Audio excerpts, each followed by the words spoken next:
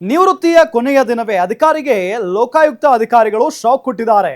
Retirement last day lock ಆಗಿದ್ದಾರೆ engineer.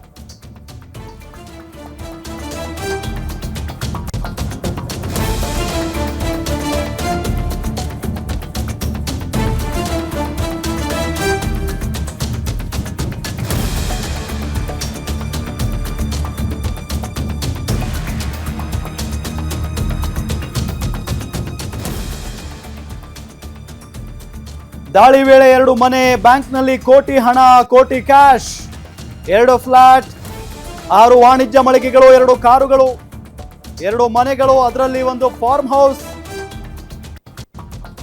11 ಎಕರೆ ಜಮೀನು ಸೇರಿ 245 ಗ್ರಾಂ ಬಂಗಾರ, 2499 ಗ್ರಾಂ ಬೆಳ್ಳಿ, ಪೀಠೋಪಕರಣಗಳ ಒಟ್ಟು ಮೊತ್ತ 3,31 ಲಕ್ಷಕ್ಕೂ ಹೆಚ್ಚು.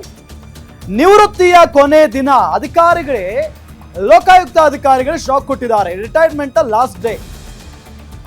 ಪಾಪಿಯನ್ನ ಎಲ್ಲಿದ್ರು ಬಿಡಲ್ಲ ಅನ್ನೋದಕ್ಕೆ ಇದೊಂದು ಉದಾಹರಣೆ ನೋಡಿ. ಯಾವತ್ತಾದ್ರೂ ಸಿಕ್ಕಾಕೊಳ್ತಾರೆ. ನಿವೃತ್ತಿಯ ಕೊನೆಯ ದಿನ ಅಂದ್ರೆ ಸುಮ್ಮನೆ ಒಂದು ಮಾತು ಹೇಳ್ತಾರೆ, ಈ ದುಷ್ಟರು ಇವರನ್ನ ದೇವರು ಸಿಕ್ಕಾಕಿಸ್ತಾನೆ ಅಂತ ಹೇಳಿ. ನೋಡಿ, ಅಂತ ಒಂದು ವಾತಾವರಣ ಇದು, ಅಂತ ಒಂದು ಪರಿಸ್ಥಿತಿ ಇದು. ರಿಟೈರ್ಮೆಂಟ್ನ ಲಾಸ್ಟ್ ಡೇ ಎಂಜಿನಿಯರ್ ಲಾಕ್ ಆಗಿದ್ದಾರೆ. ಲೋಕಾಬಲೆಗೆ ಧಾರವಾಡದ ಚೀಫ್ ಇಂಜಿನಿಯರ್ ಸುರೇಶ್ ಸಿಕ್ಕಾಕೊಂಡಿರೋದು. ಚೀಫ್ ಇಂಜಿನಿಯರ್ ಆಸ್ತಿ ಕಂಡು ಅಧಿಕಾರಿಗಳೇ ದಂಗಾಗ್ಬಿಟ್ಟಿದ್ದಾರೆ. ಏನಪ್ಪ ಈ ವ್ಯಕ್ತಿ ಇಷ್ಟೊಂದು ಆಸ್ತಿ ಮಾಡಿದಾರಲ್ಲ ಅಂತ ಹೇಳಿ. PWD ಅಧಿಕಾರಿಯ ಕೋಟಿ ಖಜಾನೆಯನ್ನ ಕಂಡಂತ ಲೋಕಾಯುಕ್ತ ಅಧಿಕಾರಿಗಳು ಒಂದು ಕ್ಷಣ ಗಾಬರಿಯಾಗಿ ಹೋಗ್ಬಿಟ್ಟಿದ್ದಾರೆ. ಯಾಕೆ ಅಂತ ಅಂದ್ರೆ, ದಾಳಿ ಮಾಡಿದಂತಹ ಸಂದರ್ಭದಲ್ಲಿ ಏನೆಲ್ಲ ಇದೆ ಇವರ ಆಸ್ತಿ ಪಾಸ್ತಿ ಅಂತ ನೋಡಿದಾಗ 2 ಮನೆ, ಬ್ಯಾಂಕ್ನಲ್ಲಿ ಕೋಟಿ ಹಣ ಸಿಕ್ಕಿದೆ. 2 ಮನೆಗಳಲ್ಲಿ ಮತ್ತು ಬ್ಯಾಂಕ್ನಲ್ಲಿ ಕೋಟಿ ಹಣ ಸಿಕ್ಕಿದೆ. 2 ಫ್ಲಾಟ್ ಜೊತೆಗೆ 6 ವಾಣಿಜ್ಯ ಮಳಿಗೆಗಳು, 2 ಕಾರುಗಳು, 2 ಮನೆಗಳು, ಅದರಲ್ಲಿ ಒಂದು ಫಾರ್ಮ್ ಹೌಸ್, 11 ಎಕರೆ ಜಮೀನು ಸೇರಿದಂತೆ 245 ಗ್ರಾಂ ಬಂಗಾರ, 2499 ಗ್ರಾಂ ಬೆಳ್ಳಿ ಎಲ್ಲವೂ ಕೂಡ ಸಿಕ್ಕಿದೆ. ಇದೇ ವಿಚಾರಕ್ಕೆ ಸಂಬಂಧಪಟ್ಟಂತೆ ಡೀಟೇಲ್ಸ್ ಕೊಡ್ತಾರೆ ನಮ್ಮ ಧಾರವಾಡ ರಿಪೋರ್ಟರ್ ಶ್ರೀಧರ್. ದಾಳಿ ಸಂದರ್ಭದಲ್ಲಿ ಏನೆಲ್ಲ ಸಿಕ್ತು ಅಂದ್ರೆ, ಇವರ ಲಾಸ್ಟ್ ಡೇ ಅಂತಲ್ಲ ಇವತ್ತು?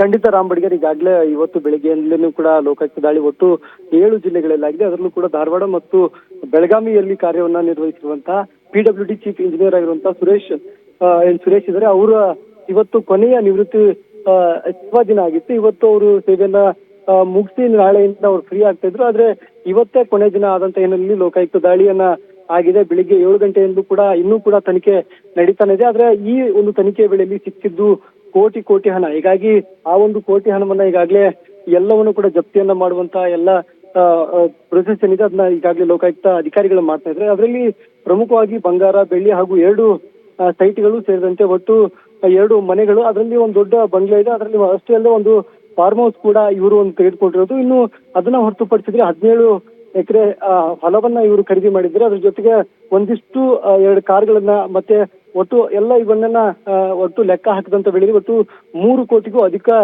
ಮೌಲ್ಯ ಇವರು ಅಕ್ರಮವಾಗಿ ಗಳಿಸಿದ್ದಾರೆ ಅನ್ನೋದು ಮಾಹಿತಿ ಈಗಾಗಲೇ ಲೋಕಾಯುಕ್ತಕ್ಕೆ ಸಿಕ್ಕಿದೆ. ಇವರ ಒಂದು ದಾಳಿ ವೇಳೆಯಲ್ಲಿ ಒಟ್ಟು 7 ಸ್ಥಳಗಳಲ್ಲಿ, ಅಂದ್ರೆ ಇವರಿಗೆ ಸಂಬಂಧಪಟ್ಟಂತ 7 ಸ್ಥಳಗಳಲ್ಲಿ ಲೋಕಾಯುಕ್ತ ದಾಳಿಯನ್ನ ಮಾಡಿದೆ. ಈ ನಿಟ್ಟಿನಲ್ಲಿ ಬೆಳಗಾಮಲ್ಲೂ ಕೂಡ ಹನುಮಾನ್ ನಗರದಲ್ಲೂ ಕೂಡ ಅವರ ಒಂದು ಬೃಹತ್ ಬಂಗ್ಲೆ ಇದೆ. ಆ ಒಂದು ಬಂಗ್ಲೆ ಮೇಲೂ ಕೂಡ ದಾಳಿ ಮಾಡುವಂತ ವೇಳೆ ಅಲ್ಲೂ ಕೂಡ ಅಕ್ರಮವಾಗಿ ಗಳಿಸಿದಂತ ಹಣ ಅಲ್ಲೂ ಕೂಡ ಸಿಕ್ಕಿದೆ. ಸದ್ಯ ಈಗ ಧಾರವಾಡದ ಚೀಫ್ ಇಂಜಿನಿಯರ್ ಆಫೀಸ್ ಇದೆ, ಅಲ್ಲೂ ಕೂಡ ಒಂದಿಷ್ಟು ಅಧಿಕಾರಿಗಳನ್ನು ಕೂಡ ತನಿಖೆಯನ್ನ ಮಾಡ್ತಾ ಇದ್ರೆ. ಇವರಿಗೆ ಸಂಬಂಧಪಟ್ಟಂತ ಎಲ್ಲ ದಾಖಲಾತಿಗಳನ್ನ ಪರಿಶೀಲನೆ ಮಾಡಿದಂತ ವೇಳೆ ಒಟ್ಟು ಕೋಟಿ ಹಣ ಇವರು ತಮ್ಮ ಒಂದು ಏನು ಇಲಾಖೆಯಲ್ಲಿ ಹಣವನ್ನ ನುಂಗಿದ್ದಾರೆ ಅನ್ನೋ ಅಥವಾ ಲಪ್ತಾಯಿಸಿದ್ದಾರೆ ಅನ್ನೋದನ್ನ ಮಾಹಿತಿ ಈಗಾಗಲೇ ಸಿಕ್ಕಿರುವಂತದ್ದು. ಈ ನಿಟ್ಟಿನಲ್ಲಿ ಈಗಾಗಲೇ ಕೇಸನ್ನ ರಿಜಿಸ್ಟರ್ ಮಾಡಿಕೊಂಡು ಇವರು ಒಂದು ಹಣವನ್ನ ಎಲ್ಲವನ್ನ ಒಟ್ಟುಗೂಡಿಸಿ ಅವರು ಜಪ್ತಿ ಮಾಡಿರುವಂತದ್ದು. Ram. Okay Shridhar, thank you ತಮ್ಮೆಲ್ಲ ಮಾಹಿತಿಗಾಗಿ.